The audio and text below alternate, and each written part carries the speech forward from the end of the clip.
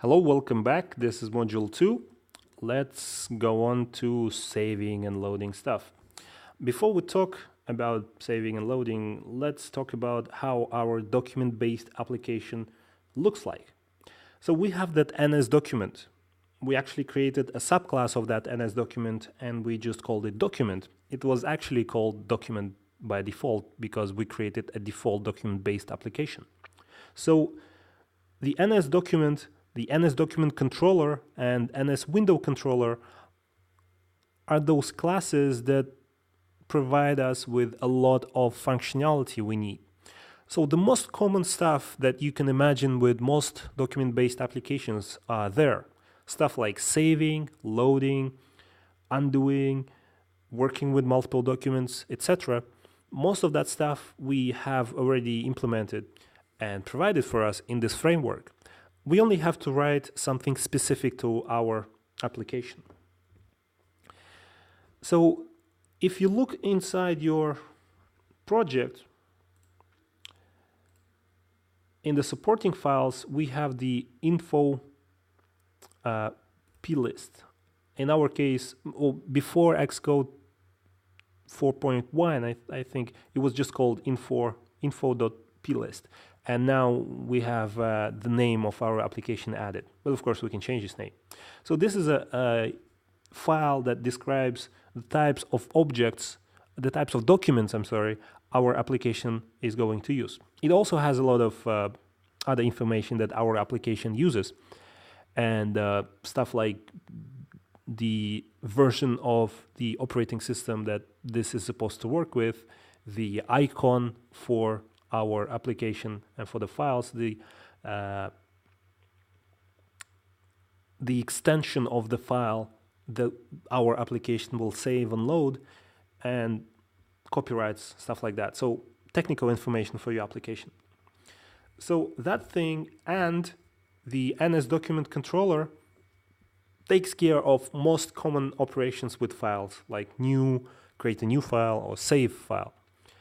So most of the time we don't even worry about stuff like this, and we don't really talk to NS document controller ourselves. Most of the common stuff, and if you're not creating something super fancy, it's already there. But if you really need to call the NS document controller, then this is the code to get to it. You have to create a pointer to a new NS document controller and then get the current document controller for your application while it runs. So if you created an application which is document-based, then you could do something like this and then call the DC. This will be your document controller. The NS document is the main class that represents a document. And we created the document class right here. We have this document H and document M, of course. Remember, we had a document which used an array to save and to actually use as the source of information. And then to talk to that array, we created an NS array controller. So NS document is that thing that we use, and instances of subclasses of NS document are used in our application. We also have that NS window controller, but this is something we won't touch for a few weeks at least, because again, we have everything for common tasks there, and for more custom stuff, we will look into it, but not now, to make it simpler.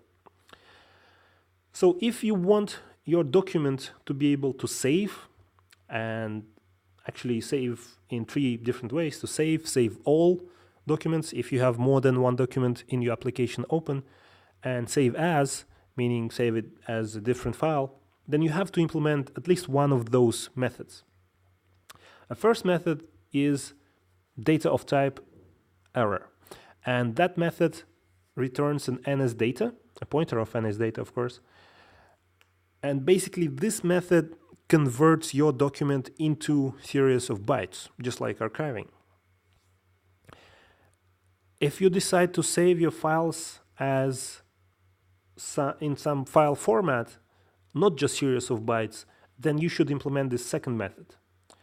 It returns an NS file wrapper, and it basically some type of a file. And if you want your file to be saved to some URL, which could be remote or could be local, it could be still a file on your file system just referenced as a URL, then you should implement this third method.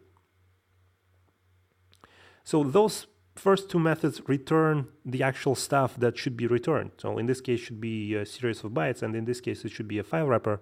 But if something went bad and you're not able to save your file as supposed to, then those two should return nil. This one doesn't return the URL because it actually tries to save it to that URL. But if something went wrong, it should return no. Remember, we have booleans which are weird in this language. They're not true or false, they're yes and no. And I suppose that was because there wasn't a boolean type when this language was created and subclass from C, so we have yes and no. So if something went bad, it should return no, and if the saving was successful, it should return yes. You see, all of those methods have another argument passed to it, which is an error, and it's always NS error. NS error is a class which represents of course, an error, and the idea here is kind of funky. You should provide your method with a pointer to an error, which will be used if an error is present. So we are not talking about errors in this lecture, and in this lecture we're just doing everything solid so that there are no errors possible. But in the following lectures we're going to work with more with exceptions and errors. If you want to load your file, or in other words, if you want your application to be able to load data from a file, then you should implement the inverse of those methods. And those are the same. If you saved it as an NS data, then you should implement this one, read from data, and then it takes NS data. If you implemented the file wrapper method, then you should implement this read from file wrapper. And of course, the same with the URL. Those return yes or no, respectively, if it's successful or not. Okay. If I want to add saving capability to my program, I need to create... So yeah, we decided to use this first one because, well, we implemented archiving, of course, already, and we have an ability to convert our person object into a series of bytes. And NS data is just like that. And we just have that already in place, so let's use it. Let's save our document as a series of bytes. So in order to do so, I need to create an NS data object and then save it into a file. To do this, we will use the NSKeyed archiver class, which has this wonderful abstract, meaning class method, archived data with root object, and then I pass it a root object. This method archives the object into the NS data. And NS data has an object, has a buffer of bytes, which is just a series of bytes. So this method will return a brand new NS data. And inside that NS data, we're going to have a buffer of bytes, and that buffer will represent our root object. Now, it's called root object, not just object, because of the way archiving works. Remember, I said if I want to archive something, I have to archive everything inside. So if I want to archive my program, if I want to archive actually my document, the document is represented by an array. So I have to encode and save an array. And that array consists of multiple person objects. So I have to encode every person object. each person object in its place has two things to archive as well. It has a name, which is another object, and the race, which is a float, a primitive, but still needed to be archived. So when I say I want to archive my array, that will be the root object. But I have to archive everything inside there. So this is why it's called the root. This is the starting point of archiving, but everything inside should be archived too. So we're not archiving the array object. We're archiving everything for the root object. So let's add saving capabilities to our document. First of all, we want to add an outlet to our document because I want to be able to reference our table view. And I'm going to explain why. Basically, I have to create a IB outlet NS table view,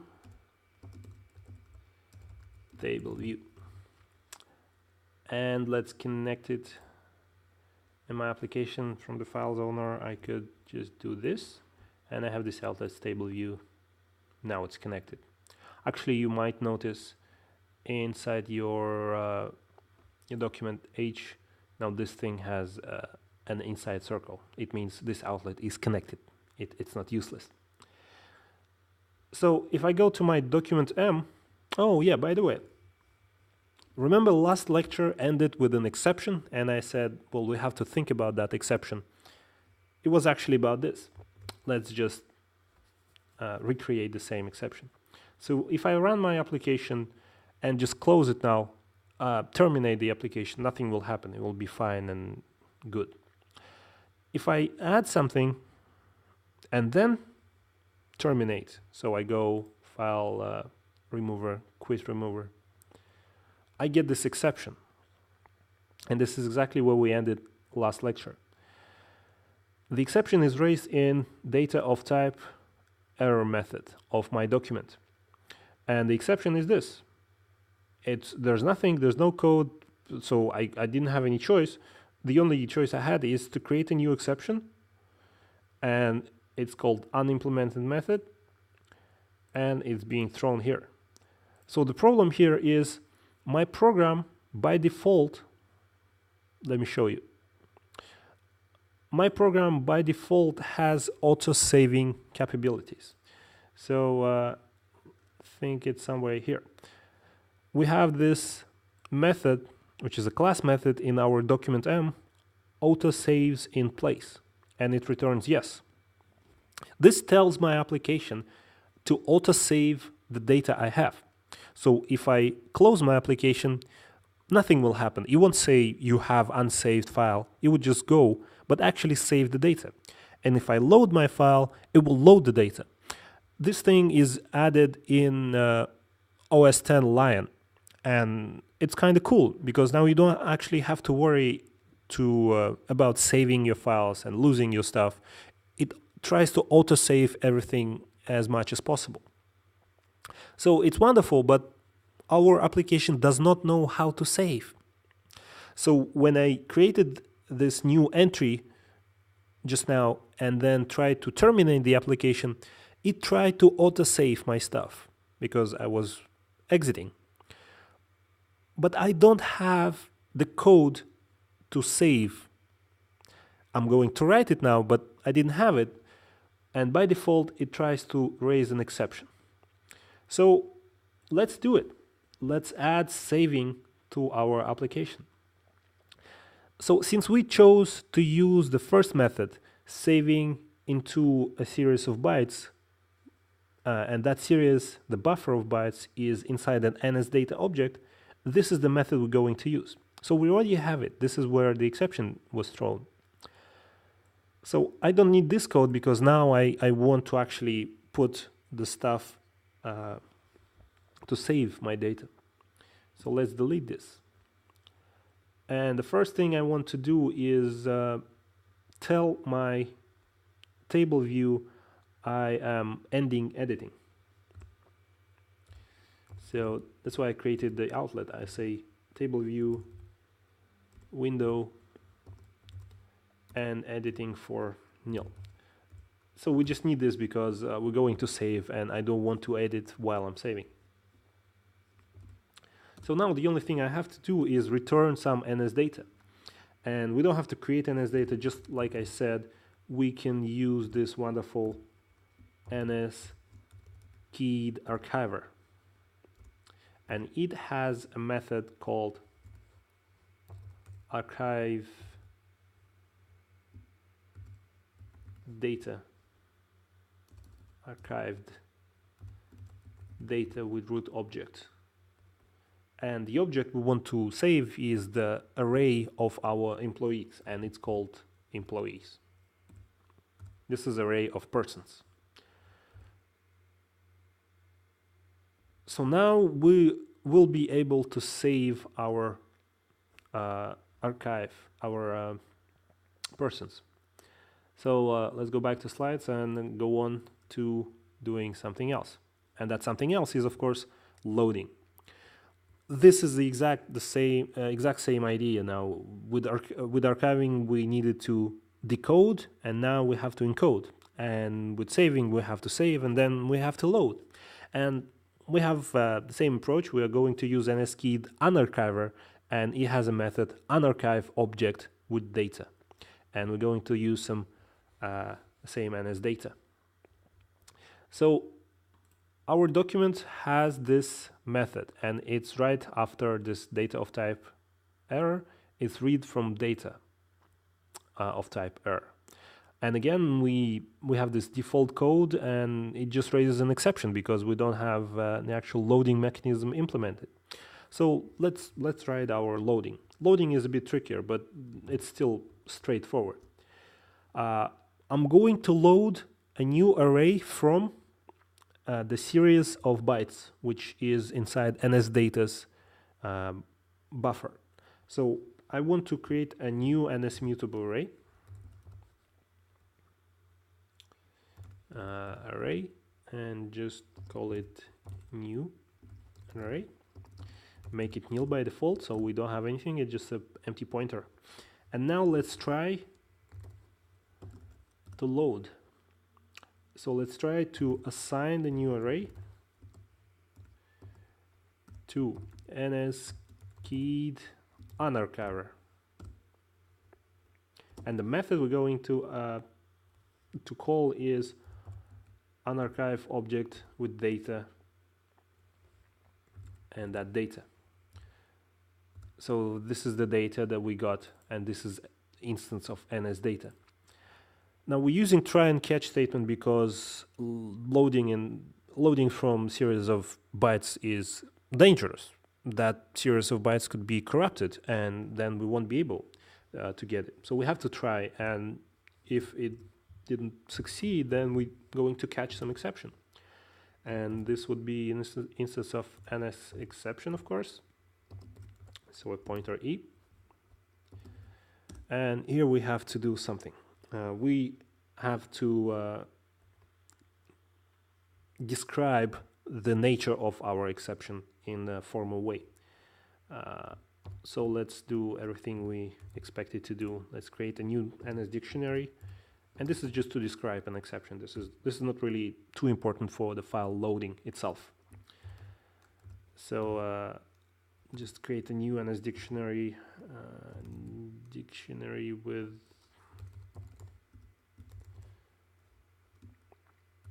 object, and the object will be just a string that will say the data is, let's say, corrupted, just some. And the key will be NS localized failure reason error key. So that's the one used in the system, and we should use it as well. Then we have this out error here. So this is the pointer to a pointer where we have a NS error, and oh yeah, we should do this is if we have an out error. So this is the catch statement, and here we should say if out error is provided. If we have this pointer, then we should create this proper exception and then assign it, let's say out error equals ns error with the main ns os status error domain, and code will be unimplemented error, and user info is that dictionary. Okay, so if we actually caught this exception, that means we didn't read the data from the file, so we should return no. If that catch wasn't in place, then this line was successful, meaning now we have the data loaded inside our new array. And inside our document, we had set employees method, which just took an array and used that array as the employees. So it replaced the employees. So we can call self set employees and pass it the new array. And this still expects us to return the status, so it was successful by this time, and we should say return yes. So let's go over this one more time, because this is important. This method was used to save the data, and all we had to do is create a method, create actually just a line in already created method that returns the NS data. And inside that NS data, we have all the data we need. This is loading, and we created a new array and then tried to take the stuff from our NS data, which is here, data, put it in a new array, and then call set employees. And set employees, if we actually look for it, we have this method. It takes an array and does everything we need so that employees is now equal to this array. So now if I run my application, I will be able to save and load stuff. So let's try. This will be me, and I'm going to put myself just a 90% raise, and this will be some Felix J, and we'll just make it 30%. So now if I go to file and save, I will be able to just save this and call it test. So now if I go to my desktop where I saved it, I have this test file, and if I right click and just try to open it with, I don't know, just text edit, I will see garbage. Because this is a bytecode, this is not something readable by a person. So we have, yes, person, NS objects, some stuff, and those values. But the important thing is I can quit and run again and open that file, and hopefully we will be able to load stuff. So I have my desktop with a test, and here I have the data. So this is the document-based application, meaning I can work with multiple documents. So I can create a new one by hitting Command N, or just go File, New. And each of those I can save to different files. So the second window appeared because I was having this first window, and this is another document. And if I decided to load a file, I'm loading it into another document. I'm actually just opening that document. This is how I see it. And I still have this document, and it's not saved. So I can close those. So that was easy. All we had to do is to provide it with a way of saving and tell what to save. And everything else, files, converting into NS data, converting into series of ones and zeros, that was in place. So one last thing I want to tell you about is the curious but smart way how the OS X application looks like. So if I just go to my application folder here, let's just close Xcode. I have all those applications. And if you're not too familiar with the OS X, one thing which is kind of not obvious if you're coming to this operating system after Windows is the way you're installing applications. The way you're installing applications in Windows is complicated. You run the installer, it does something, it copies a lot of the files, and from the point of view of a programmer, it's even worse.